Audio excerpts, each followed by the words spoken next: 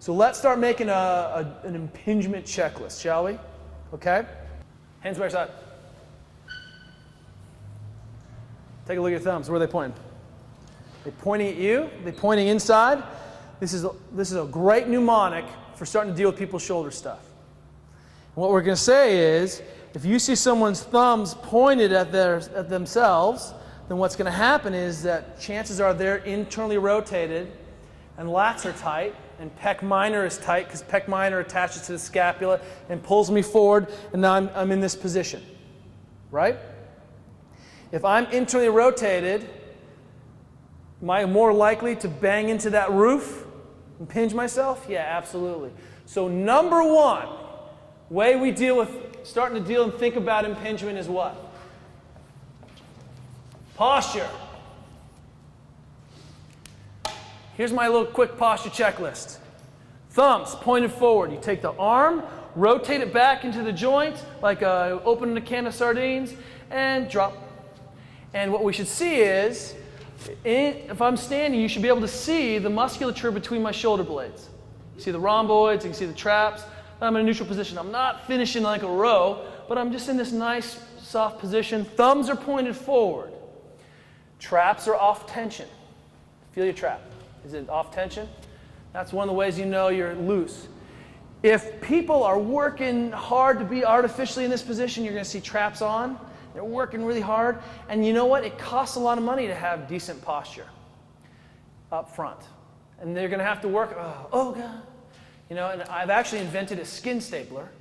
And if I could just staple everyone's skin for a week or so, I'd solve it. You know, like, oh! And just, you know, a little skin stapler right there. It actually already exists. It's the skin stapler. It's actually a stapler. And what you need to do is have thumbs pointed forward. I can see the shoulder blade musculature. Pecs are broad and flat. So you shouldn't see a concave position. That concave position is my shoulder leaving that best fit ideal of being supported by the joint. I call this on the shelf. Right now my joint, my shoulder is on the shelf and it's being supported by the kind of bony architecture. As I come forward, do this with me, forward, forward, you're going to come off the shelf. And you're going to see that suddenly there's a position where there's nothing. So you're like bone, bone, bone, woo. Do you feel that? That is just now the shoulder being supported by the capsule, right? Of course, it's still got some contact with the glenoid and the fibrocartilage, but it's really not being supported by the architecture of the shoulder. So you're not in a very good position to generate force, absorb force, right? Times 150 push presses in Fight Gone Bad. So we need to get the shoulder into that best fit position. That means that I need to have good posture. Pec is flat, thumbs pointed forward, and you should be able to see the notch of my abs. So that means my rib cage is in and down.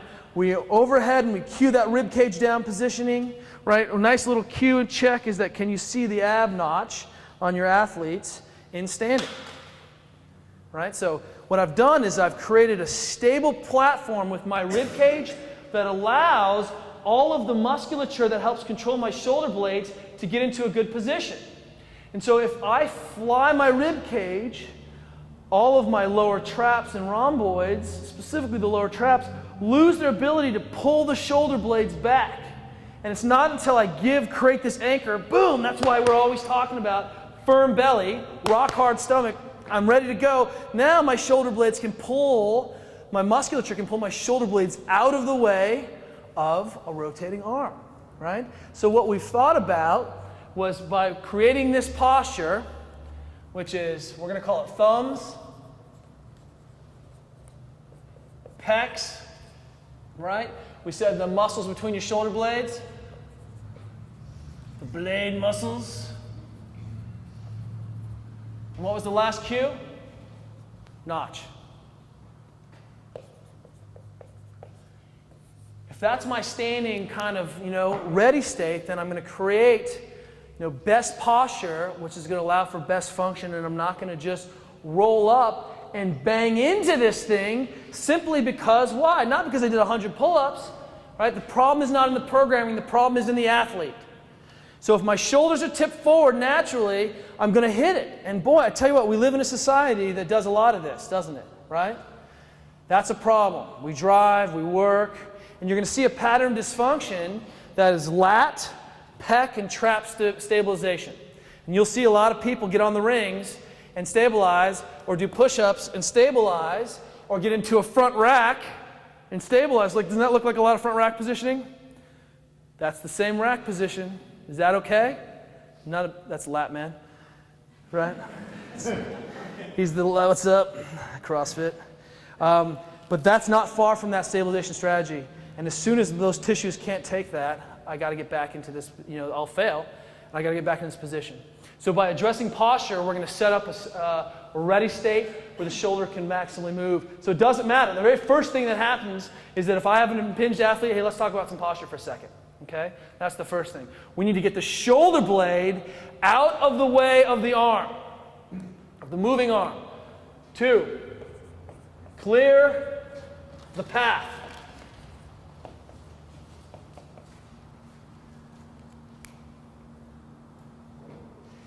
Imagine a big traffic accident. I'm stiff through my thoracic spine. Shoulder blade can't get out of the way because it runs into the stiff thoracic spine, on my stiff rib cage.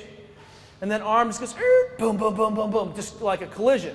And now I'm hot. And you can see that time and time again. So we've got to get people supple from here to here, working on that thoracic extension on a foam roller, rolling on the tennis balls, right? That allows them to get the shoulder blades up out of the way, and suddenly I've cleared the path and my shoulder's up overhead pain-free. And that's all I've done. Make sense? My athlete says they're impinged, or they come in with that diagnosis, or they're just hot from being overhead. That's, those are impingement-like symptoms. What do I say? Well, you're in this acute phase 1 inflammatory process, right? You got to ice and try to take care of the inflammation. Let's reduce that joint space, compromise, and what we're saying is get rid of the swelling out of your joints so you don't run out of room, right? Get on some ice on that bad boy, right? So now that's why we kind of throw this. Day 2 is, okay, icing under control. What are the mechanisms that's causing that impingement? Maybe they have an acromion, which is that part of that joint that comes over and it's like a talon, right? Can you do anything about that? No. And if you have done due diligence, you cannot get this person out of that impinged position, unloaded. Oh, it hurts. You can't, they're flaming hot still, time. Man, go send them to go see who? Their doctor, right? Maybe they've got something pathological going on. But, impingement feels like pain when you jam that stuff up underneath there, right? It's well within your purview, an ethical skill set to say, hey, man, you're impinged. Let's work on your thoracic extension, and let's get you, unimpinged, and let's work on your posture. Does that make sense? Yeah? So we clear the pathway, we get the shoulder blade up out of the way, and specifically this is referring to what? T-spine.